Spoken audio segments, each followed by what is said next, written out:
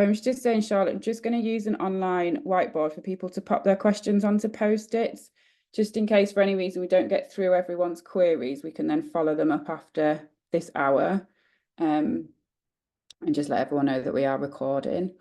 So has everyone got access to that Miro board? Give me a shout if you're struggling. Madhu, I don't know how easy it is to Zoom and to use the online board if you're on a phone or a pad. So if you're struggling, just let me know, or you can pop your question in the chat or just shout it out if you've got something you specifically want to ask. I know it isn't the easiest if you're not on a computer to work the two softwares side by side.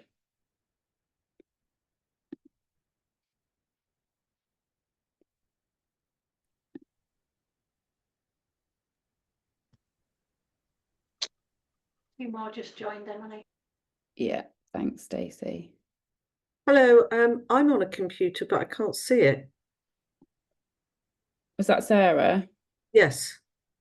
Is it not taking you through to anything? The link? What do I have to click on to go to the link? Can you see the chat, the little down at the bottom? Two little bubbles. Mm-hmm. Oh, I see. It's in there. Yeah. Sorry. Have you got it? I missed that bit. No worries. So those who have just joined, I'm just going to pop a link in the chat. We're just going to use a Miro board for you to pop if you've got a specific question or query about end of year reports, if you just pop it on a Post-it, and we will hopefully get them through them all before 1 o'clock. But if not, we can follow questions up afterwards.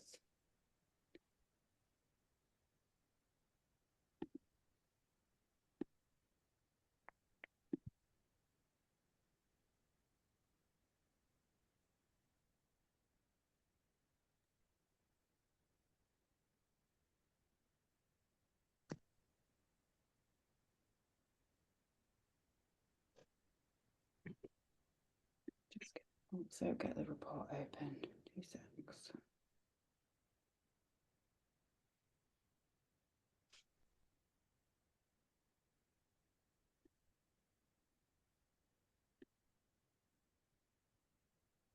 Is everyone managing to access the Miro board okay? No one's got any problems?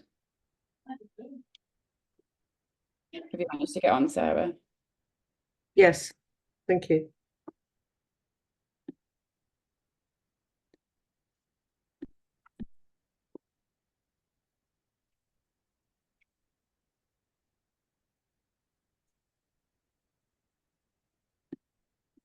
Okay, let's have a look what have we got.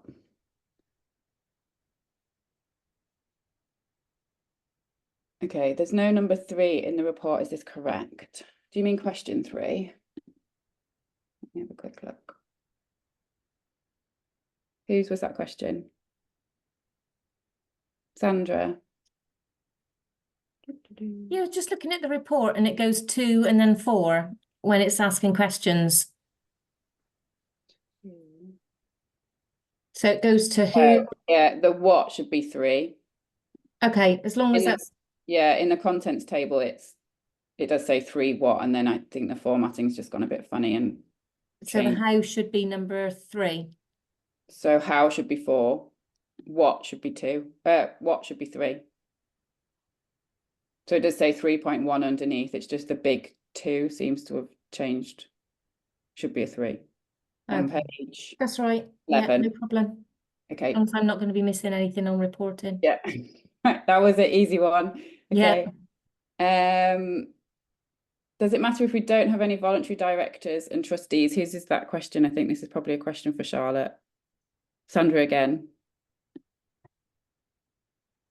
Yeah, it was just that, you know, looking at the, I think this goes down to number 7, added value. Trustees and voluntary directors give us an estimate of numbers, input local trustees or voluntary directors. So, you know, what's the impact if you're recording that as 0? Charlotte, can you come in there? Yeah, we do have directors. It was just I just wanted to be clear on it, really.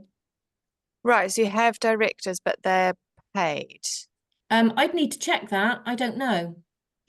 Because I'm not totally sure about the rules around this sort of thing, but my understanding is that every charity or CIC needs to have, obviously it's either its trustees or directors, and by definition those are unpaid positions, but they're, you know, they can have expenses reimbursed and things, but they're not members of staff because No. they sit above the Okay. staff. Yeah. So Well, yeah, I think I'm sure the directors that you have fit that kind of profile. But so yeah, those are the, is it the okay. fact that but they're local, I mean they're for the charity, right? Yeah, yeah, and Yeah. they'll be across BNSSG. Yeah. But yeah, I might not be able to kind of go, you know, BME, LGBTQ plus. People don't always have to declare, do they? No. I think if you're a CIC, you can have paid directors. Mm. In fact, I'm sure. It's just that some of us, like Ujima, wouldn't do that. We would ask a director to stand down. But if you're a CIC, you can have paid directors. Mm-hmm. Okay. And then also it went, my next question was around the volunteers, which is 7.2. Give us an estimate of the input of volunteers for that year. And we would struggle to complete that. But that leaves me to feel that we're lacking in our reporting, whereas, you know, our funding is very specific to the role and our funding doesn't include volunteers. So there are no volunteers working on the BIF funded activities that you do? I can't speak for all. I can only speak for my part of the collaboration. Yeah, I mean, that's fine. You obviously we Okay. don't want you to make things up or No, invent things. no, and Yeah. that's why I was asking the question, because I Yeah. don't want to make things, you know, I wouldn't Yeah. make things up, but I just wanted to be clear that our Yeah. funding doesn't cover volunteers. Yeah. Yeah. No, it's Okay. not a requirement that you have to have volunteers, but we just like to capture it when there are. Okay. Okay, is that clear enough, Sandra? Are you okay with that? Yeah, no, that's helpful. Thank you very much. My other kind of query was the very beginning of the form. You've got all the additional paperwork that you want us to submit and tick those boxes, but then you're duplicating that when you come down to baseline standards and number 9.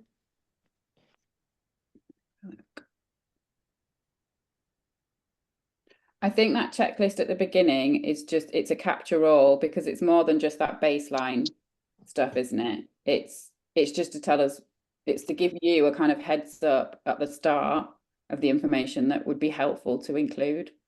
Yeah, but then you're going into then on the baseline stand. So is it, you know, for us organisationally, that's easily, I can just pop that all across to you. However, then on the baseline standards, it's asking more work then to go, well, when was the date changed? What was this? What was this? Whereas it's very easy for me as an organisation to pop the most current one across to you without having to check when it was last amended, what, you know. So that was just an observation, really. Again, Charlotte, I'm going to default to you on the kind of baseline standards. That's like grant management. Yeah, I think that's fine if you just rather than filling in all the dates, if you just want to send us your latest one, because maybe that's a question we need to rethink for next time round, because we have a central repository and spreadsheet where we are also trying to keep track of all those expiry dates anyway, based on the last ones that you've sent us. So we're trying to do that much more centrally on our side. So it does seem like a duplication of effort if we're asking you to put those dates in as well. So if we're gathering them, you've got the most current one. Yeah. You? Yeah. So, you know, that would in a sense save you work in as much as, oh God, what date was that? What was this? You know, if you're asking us to on an annual basis forward the most latest version, then in I think my the point is just for us to know whether anything's changed since the last version that we had, but maybe you might not be sure of the last version that we had, so you can just send us, if the easiest thing is just to send us policies, just do that, and then we can figure out whether. Because as soon as it's reviewed, the old one, I wouldn't be able to access the old one. If I've got a Yeah, copy on my sure. computer, maybe, you know, I might Yeah. have it. But the whole point of a review is so that nobody within the organisation accesses an out-of-date policy. Yeah. Okay, and then let's make a note for ourselves in that the next version, like next year's monitoring report, we kind of rephrase that question so it's not asking so much of you. And Yeah. also it should make your monitoring and data collection easier. Mm-hmm. I Thank think you. we have had this conversation with someone else who did just say that they, I mean, I suppose it depends how you keep track of things, but they only send them if there've been a change in the last year. If they've stayed the same, they just don't resend them. So yeah, we probably do need to just have a bit of clarity around that, don't we, Charlotte? That everyone's. And in fairness, that Emily, that is what the form says. You know, don't resend if you've sent them, but I wouldn't know. Yeah. You know, unless I go back into what I last sent you, I wouldn't know whether, you know, many of our policies have got an update date on them, which they should. However, that would be a lot of time and effort for me to then go back in and go, which one did I send? And, you know, whereas if I just send you the most current policy, which is all I can access organisationally, then that is more helpful for me. Yeah, and understood. Thank you. I think someone's just bobbed in, so I'm just going to pop the link in the chat again. So we're just working off a Miro board. I'm not quite sure who just joined the call, but we've got an online whiteboard and I've just popped the link in the chat. So people are just popping their questions and queries onto that board. So we've just been through these 3 orange ones. Whatever I see, I'm not seeing anything apart from people. Okay, Maddie, that's is that because you're on a phone or like an iPad? I'm on a phone, yes. Yeah, I think it's really hard to see the two. So I'll just read the questions out. Do you have a particular question about end of year reporting? Have you got any queries since going through the form or anything? Well, yes, just because I think my form is slightly different to everybody else's based on what I've been told. But the bits that ask specific questions around faith and all that long list, if you are not getting that, which is voluntarily, you don't have to put anything in. On the demographics? Let me just see which page that is. Page. Are you looking at the It kind of talks about gender identity, disabled, so it's equality, diversity, and inclusion data. We don't often get that because our volunteers are not forced to do that. They are asked to do if they can, and we encourage. But sometimes people just put not willing to share or words like that. What and do I you think do if in that they've situation? put that, Madhu, if they've put that, there is an option to say that they've said prefer not to say. Not to say. Okay, that's fine. So that's fine. So you can put that in. What we'll end up with at the end is obviously we'll understand that there's a percentage of your. So if you say this is how many volunteers we've got, and this is how many people we managed to get demographic data from, we'll know it's a percentage rather than a representation of everybody. But even if recording, preferring not to say that, it's quite important to know that as well, or it's, you know, it's good for us to know how many people are actually refusing to answer the questions. So The other bit of struggle I had is on page 9 where it says race and ethnicity. yeah, It's a confusion between ethnicity and nationality and all that. So because when you have Iraqi, Kurdish, Turkish, I don't understand what that means from our mission. I don't know. But there's a lot of different things that we would identify as nationality as opposed to ethnicity. And I wasn't so sure which was which. we've gone Shall back I and come forth. in on that one? Do you want to come in on that, Charlotte? Yeah, so the categories and the equalities monitoring are the standard Bristol City Council ones that are used across the council. And we did ask them this question a while ago. It was particularly in relation to the fact that there's Somali and then there's African. And what they said is it's to do with the populations in Bristol, so the fact that there is a very large Somali population in the city makes it worth distinguishing that. So yeah, I mean, if specific questions like that, I can always go back to our equalities team and ask why they do it this way. But the reason why we have this template is because that is the Bristol City Council standard. And just on your first question, Madhu, like it is a requirement of the grant agreement that you collect equalities data. So you do need to be asking your volunteers to fill in those forms, but it is of course their right to they can tick prefer not to say for every question, that's fine, but you do need to be asking them. That's the point I was making. We do, but some people are not willing to share some things about themselves. That's fine, and that's lots of organizations find that as well, and that's just where in your data you'll have a high percentage of answers that are prefer not to say. Okay. I'm still confused about the race and ethnicity bit, because I would think by now the City Council of all places will have got that right, and it's really confusing. I just think to be expecting Somali to be different from African is a joke. I don't understand why that is still the case when we have actually been using terminology like African descendants. I'll come in on this because Yeah, Alex, do you want to come in? I work in this matter, and the reason is there's certain communities who we are trying to monitor. So I know about this because I work with the equalities team in the council and a number of other organisations, and there's particular groups we're really worried about knowing what's going on for. So we also monitor Gypsy, Roma, Traveller. So you could, for example, be Irish, and you could also be an Irish traveller.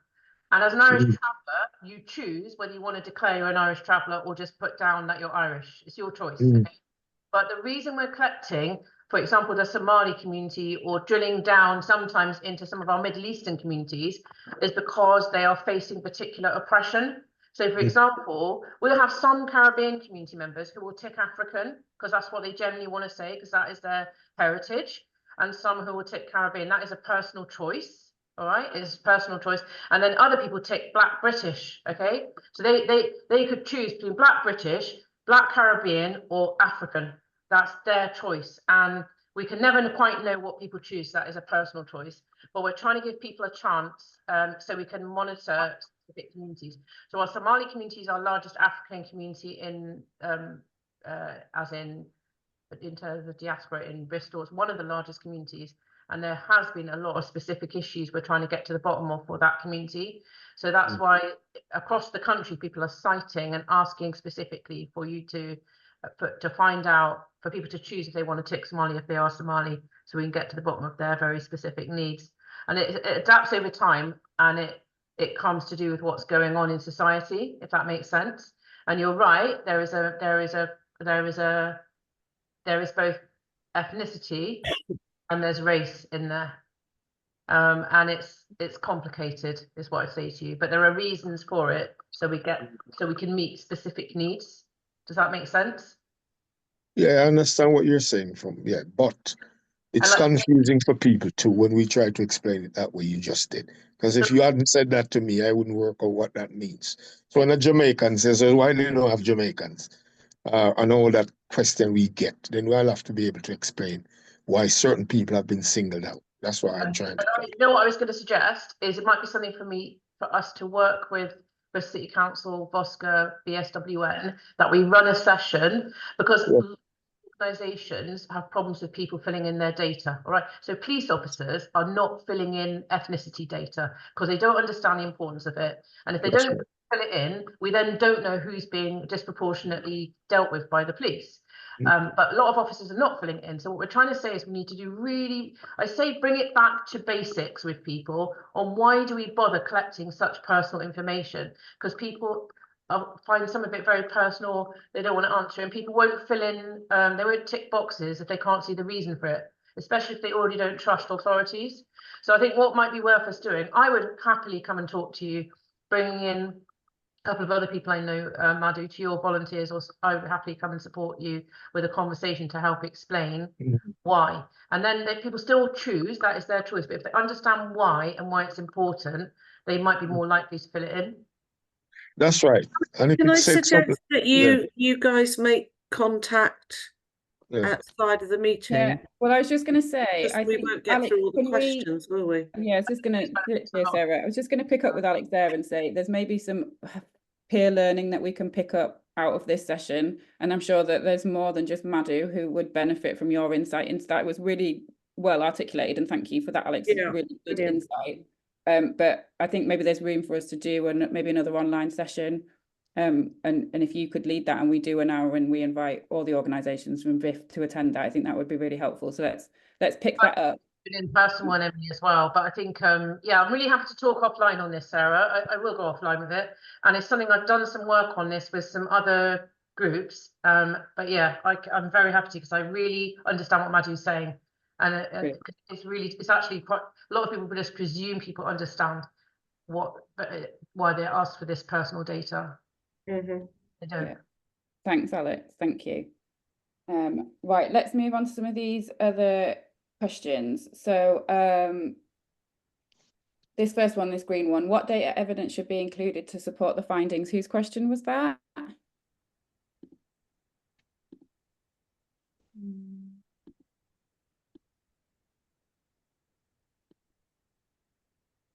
Okay. I mean, I'll answer as best as I can without you kind of explaining a little bit more. You don't you kind of what we want is an explanation of how you know the things that you're saying. So if you're saying we know that one of the outcomes that we've had is that we've increased the confidence of this group of people to access services. So how do you know that? What's the evidence that you've got that tells you that? And it needs to be more than just an opinion. So it needs to be, you know, we've had a survey and so many people have told us that they're now more confident to access, or we've used certain tools and we asked them at the beginning of a session and it was 3, and 6 weeks later this on a scale they said it was 6 out of 10 on how confident they were feeling. So just need something that backs that up. And you can send us your actual data if you've got like survey downloads in an Excel, you can send us that. But what we can't do is go through everybody's raw data, although it is helpful to have some of that as kind of to give us some more background understanding. But it's just that you need to explain in your, like, to back up your statements, how you actually know that, what evidence you've collected that actually tells you that in a robust way. And there's lots of resources via the link tree about how to collect data, different tools that you can use.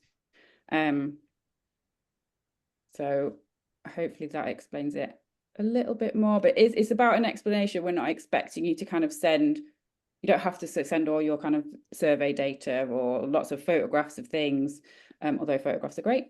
But it's about putting an explanation into your narrative about how you actually know that.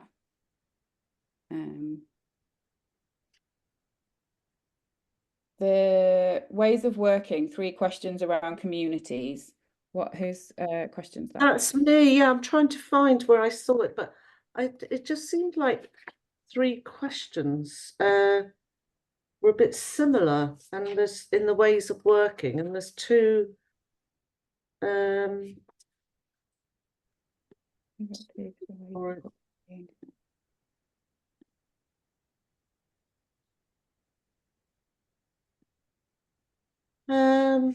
Oh, I just have to put the sheet out ready and now I can't find it. So section 4, so page 13.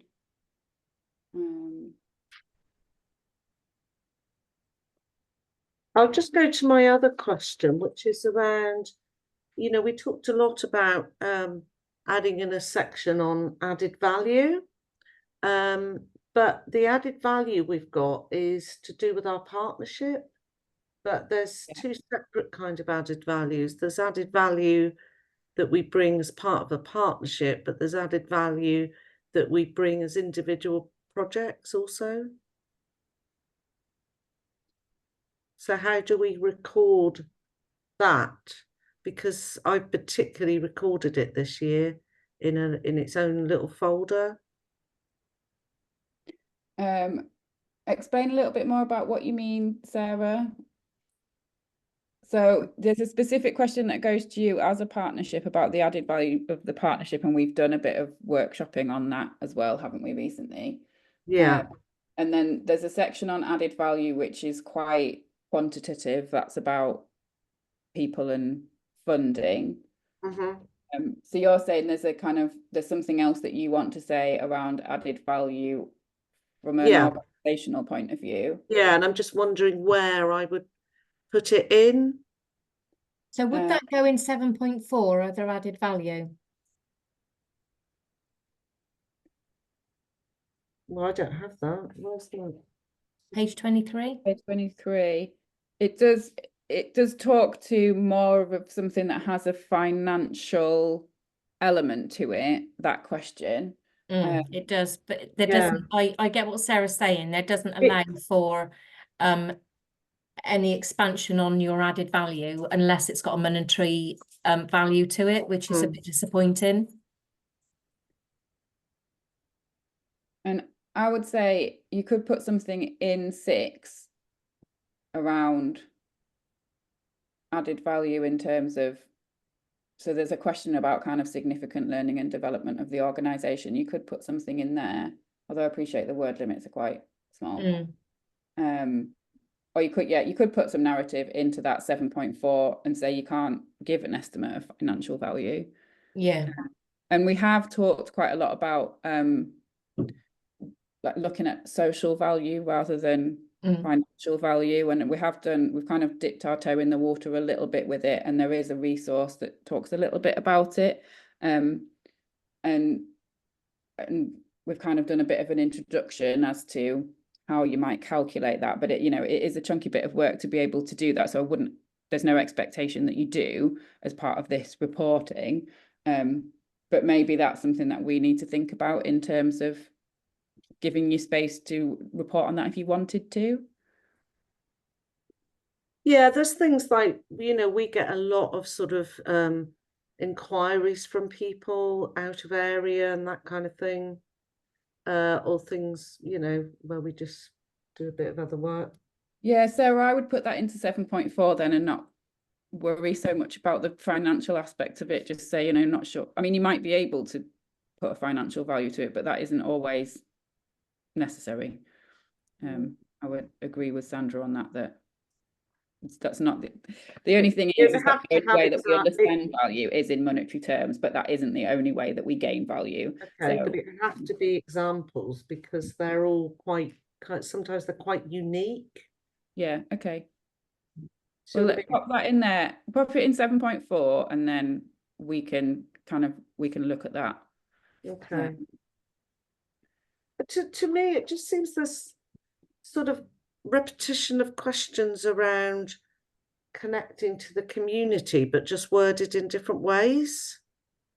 And I'm just wondering how many, or people taking control, how many sort of around community and people and linking people up. And we can give various examples, but I suppose that's just how we deal with it, really. Yeah, and I think people kind of segment things in different ways, so it's never going to be perfect for everybody. On the kind of the how section, Sarah, in terms of kind of talking about those principles and ways of working, there is lots of crossover between those 7 principles, and it is kind of how you interpret them to a certain extent. And we're not asking you to talk about them all. It's about kind of ranking them, which I also realize is quite challenging, and kind of talking about your top, I think we've said 3. Yeah. We're not asking in you the way. Okay, 7. so I see. You've agreed that you're in different ways that support. Yeah, it doesn't give you a number. It just says you've agreed that your activities will be delivered in ways that support the BIF's 7 ways of working. But that's okay if we don't have to answer all of them, because the last one with encourage larger organizations to share their assets was a little bit confusing to me. But anyway, no worries, thank you. And it's under the how, we've got C on page 20C. Oh, this is under 5.3. again, there's sort of crossover questions on how we involve the community and activity and organisations in the changes, and how many people are connected to. But some of the questions seem quite similar. That's all I'm saying. So 5C is a question specifically around a partnership, and the Yeah, added not 5C, 5A and 5D. There's a crossover.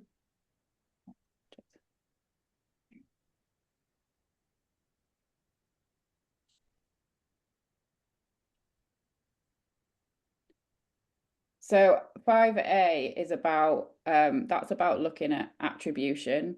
So that's what else is going on that might be affecting the outcomes for your participants. You know, so if you know that they're involved in various things, you might say, well, I know that you might not be able to fully answer that question, but it is about looking at how much of the outcomes can you attribute to your BIF activity. And then D is more about kind of organisation to organisation rather than about participants. So that's kind of the peer learning things. I mean, I've been in various cohort sessions where people have gone, we need to talk about that, and I've got skills that can help. I mean, Alex has just done it. So it's about that. That's about that kind of cross cohort. I see. Rather than about your participants particularly. Does that make well, yeah, well, some of the added value examples I've got could probably go in there. Okay, great. Okay, thanks. No worries. How are we doing for time? 20 minutes. Have I kind of covered this? How should we approach highlighting partnerships and collaborations? So actually that would go in where I've just talked about there. So in that, you could talk about that in 5D or 5A, depending on where the outcomes are. I don't know whose post-it was that. Asking about collaborations, the pink one.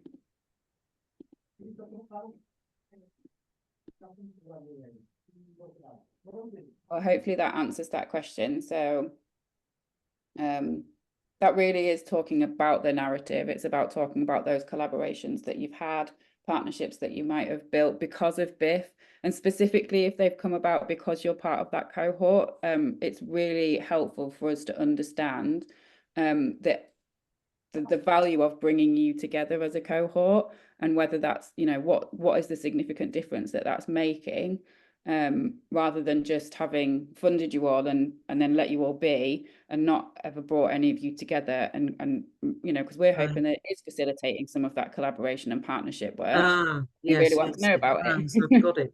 Yeah.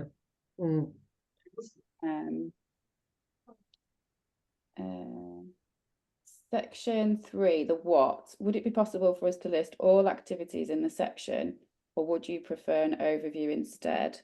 Whose was that question? Was that Mark's?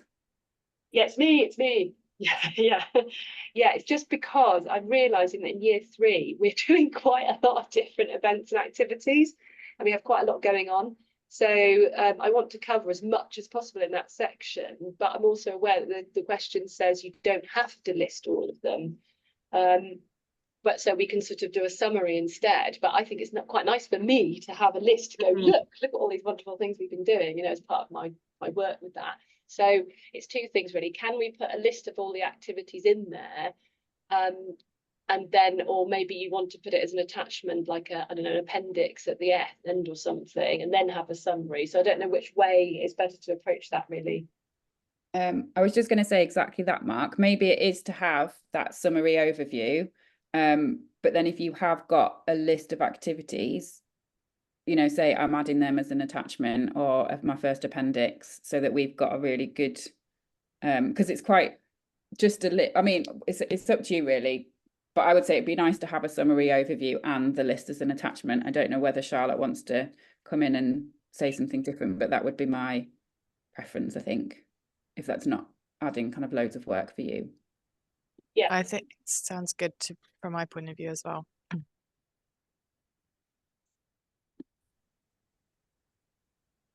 Yeah, okay, great. Yeah, thank you. Yeah. What do you expect from the analysis framework requested in a checklist at the start of the form? So this isn't an absolute requirement to have an analysis framework. This is how we would guide you in terms of best practice, and it's things that we've kind of shown along the way when we've done various CPD sessions with you guys. We would recommend that that's how you analyze your data, is that you pull everything into a framework, and so that you can start to see correlations across different data sources and things like that. I know that some organizations are doing that. And so they might just want to send us it, and they might just want to send us it to get some reflection on it, to get a little bit more guidance, or just to say, you know, we're doing it and this is all the data that we've pulled together. It isn't a requirement. You don't have to send it. So if you don't have one, don't feel like you have to create one to send one. It is if you're using that practice, and whether we can help in any way to support that and guide it. I don't know whose question that was, but does that help answer? Oh, yeah. Thank you. Yes, it was my question. I wonder if you have any examples of good ones that or fictional or real that we can.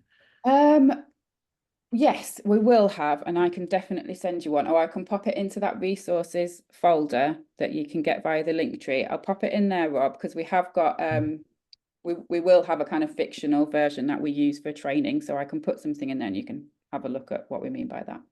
Okay. Do we have to add in all the postcodes, or can we just tick the areas where we support? Whose was the postcode? Emily, going back to the previous point, sorry. That Yeah. analysis framework. Yeah. I think I want to understand what that is too. So is that, because obviously SARI monitors everything, and we normally send in a spreadsheet with all of our data against a whole load of different indicators. Is that what you mean? Yes, it is. So what so our analysis, it depends how kind of complex your analysis ends up being. Our practice would be to create a story of change, which we've done some training on as a kind of foundation. And I guess that's what your kind of the 24 outcomes essentially are, and then your chosen outcomes within that are what you're measuring to. But also the people in which you're trying to target. So your who would be in there. So we end up with, so we basically will replicate our evaluation framework, which is based on our story of change, into an analysis framework, which means that we can then pull all our data into that Excel document and say, this bit of data is telling us about this outcome, it's telling us this. And we can do that with various data sources. So we will end up with multiple sheets. I still don't understand. Is it like are you expecting us to send you, because like there's different fields, isn't there? There's different indicators. So we collect data according to the fields you request.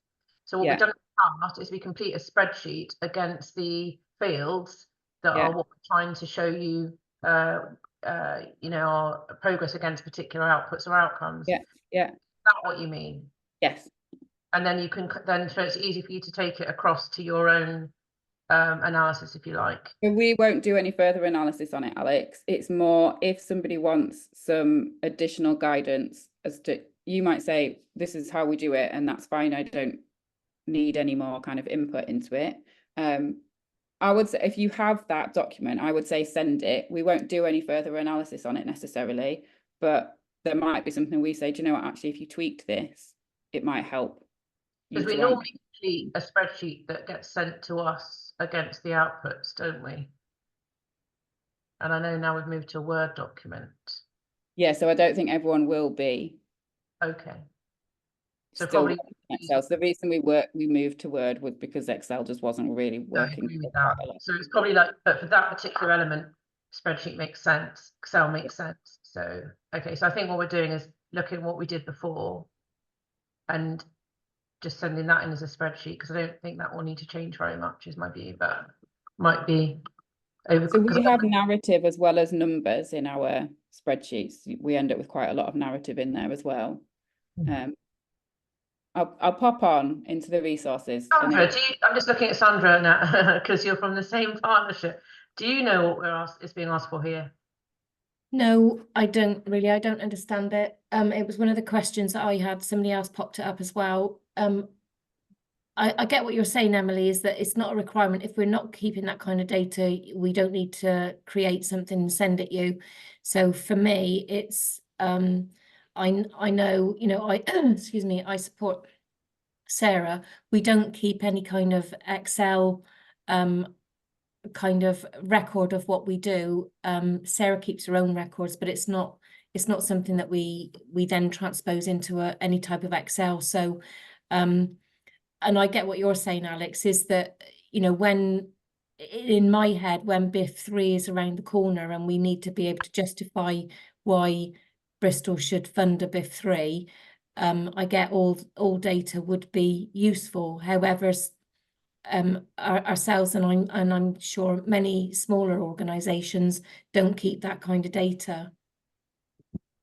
And that, Can and I, it's sorry, all can back I to- just come in here to reiterate something? Because the analysis framework is, as Em has explained, it's a best practice tool to help organisations do their own evaluation. And it was something that was covered in a workshop about a year ago. So some people will be familiar with it. If you weren't at the workshop, it might seem like more of a mystery. So we're absolutely not requiring it. The reason why Em has talked about it and has done a workshop on it is because it's supposed to be a helpful tool for organisations that want to be able to demonstrate their impact, not only for the Bristol City Council reporting, but for other reporting.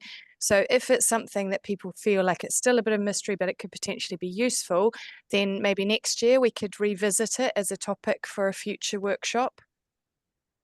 Yeah. It would be helpful, and it would be helpful to share a tool, you know, rather than and that may have been the whole point of the workshop, and apologies, you know, but it would be helpful to share a tool that we could then maybe adapt. If Excel's not your thing, it's not your thing, and it's a difficult, talking from experience, it's a difficult minefield to kind of go, oh, I'll just pop a Excel together. That's not my field. Yeah, and I suppose my hesitation with that is that they can end up quite complex. So if you're not, you know, if Excel's not your thing, I wouldn't really want to make someone feel like that's the way that they should go. But certainly I think Charlotte's right. I think, you know, it is something we could come back to. We can do another session on it. I'll try and show a simple version of one so you can kind of see what we mean. And yeah, it's absolutely not a requirement. So if you don't have one, don't worry about it. Send around anything from that workshop. I mean, to be honest, I wouldn't remember from a year ago, even if I did come to it, because I can't remember last week. But if you could send me whatever's relevant to all of us from that workshop and a sample framework. It's all on the link tree. Yeah. The link tree that we've sent a couple of times. We can resend it after this session. Yeah. All the resources are in one place. Okay, brilliant. I'll just put that link tree in the chat.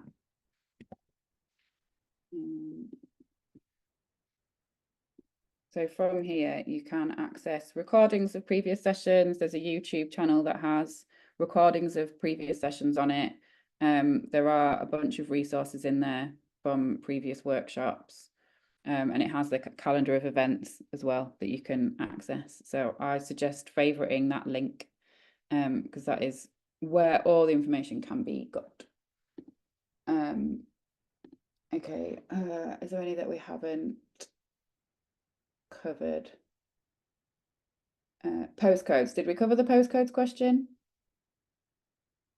Don't think we did. Who was asking about postcodes? It was me. It was just it was I saw the BCC spreadsheet for postcodes, so and I got, oh my God, that's massive. But basically, revisiting the question, all you want to know is if we have that data, if people have given it us, the number of people from those specific areas. We don't need to add in postcodes. No, you don't need to send the list of postcodes. What Bristol City Council need to know is the ward data, and I think the reason that I think what the Excel does is change it. If you don't know what ward it is and people have only given you a postcode, I don't know what ward I live in, to be honest, but I do know my postcode. Yeah. So I would be able to give that data, but then you need to be able to go, well, what ward is that postcode in? Okay. Am I right there, Charlotte, that's what the sheet does?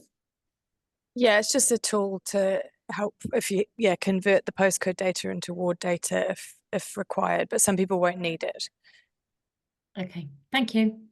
I can't see the link tree link, which oh, I think it's because I've not sent it to everyone, just sent it to Stacey. Not very helpful, is it? She doesn't even need it. Thank you. There you go. Thanks for flagging that, Sandra. Okay, let me have a look. So we have done that one, we've done that one. I think all on the left are done. I think it's just that one on the right. Just the volunteer one. Yeah. Can you, here's a question in the chat. well. Can you explain volunteer input, please? What happens if we struggle to evidence this as an organisation? Does anybody want to elaborate on that question? Well, it was me again. Seemed to have had a lot of input into this, but it just reflected back again as to and I think in a sense we covered it off when we spoke previously about volunteers. It was just that our funding covers Sarah and all the work that she does as part of our collaboration within BHCDS. So we don't have volunteers, and I suppose that was what I was asking really. And I think that's fine. I think Charlotte has answered that. I think if your funding doesn't cover volunteers, that's fine. You don't, it's Yeah. not a requirement to put something in there if there isn't any information to give. Thank you. Okay, I'm just going to check that. Oh, just Rob's put something in the chat about distinguishing on the Somali and African.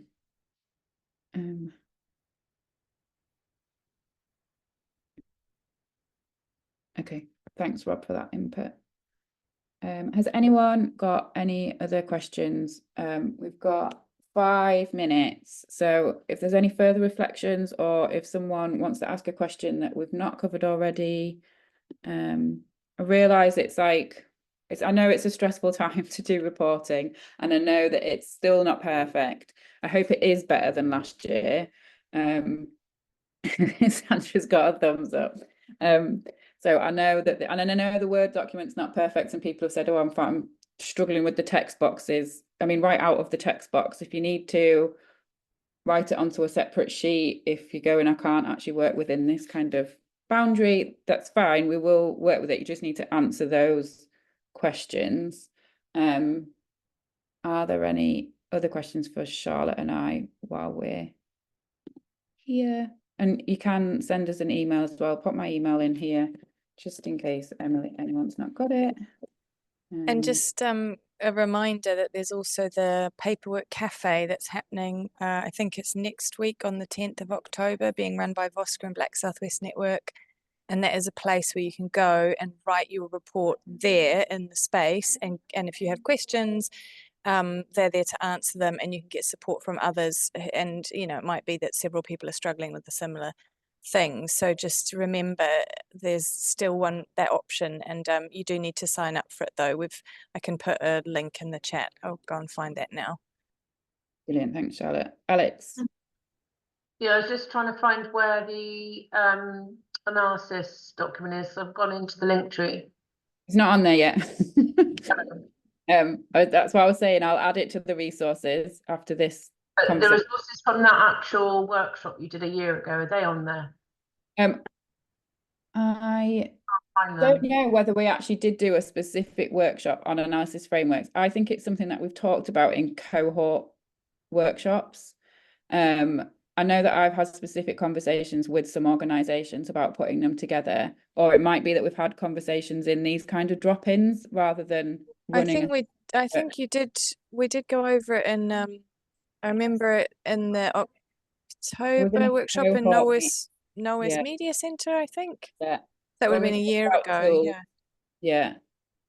So I think because it was in person, Alex, it will be amongst a presentation. It's not creating a story of change, is it? No, it's not that one. Let me just see. Data and evidence tools. Anyway.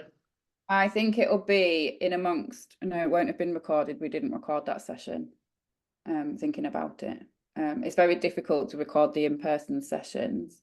There is though, we have got, it should be uploaded, this session I'll make sure that the slides from that session are uploaded and an example evaluation analysis framework. I'll put them in after this call, so they'll be there in the next 20 minutes. Thank you. Any other questions? Well, I hope that has cleared up a few things for you. And yeah, please do just email me or the BIF team, or yeah, definitely go to that session on the 9th at St. Werburgh's to get some additional support with your report writing. What time is What that time's on, the that session? Is that that on the 9th of October? do you know, Charlotte? On the link it says 12:30 till 2:30 Thank on you. Wednesday the 9th. Quicker than me. Okay, thanks. Cheers, Stacey.